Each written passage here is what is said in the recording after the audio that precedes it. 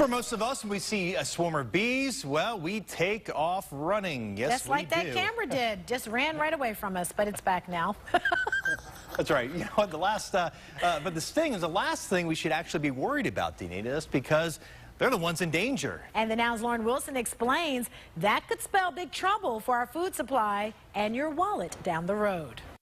I see a couple queen cells on here. Every day, Emily Mueller snatches up unwanted beehives from people's homes and nurtures them as a beekeeper. That's why we started our business, to rescue honeybees, to bring up their populations, to bring up their numbers. Joining the business just 4 years ago, she's already seen the impact of the declining species. I'm getting into beekeeping at a time where it's going downhill quickly. It's absolutely fascinating. Bethany Majeski, a naturalist and expert in the area, tells me Emily is not alone. The one thing about beekeeping is that it can be a little frustrating because there are so many problems. You go out one day and your hive is just gone. The bees are gone. This year so far, beekeepers have lost an alarming 44% of their colonies already. Even though we see them maybe as insignificant, or at worst, maybe we see them as a threat and fear that they might sting us, we're actually incredibly dependent on them. Pollinating 75% of fruits and veggies grown in the U.S. and 70 different crops in Ohio, according to the USDA.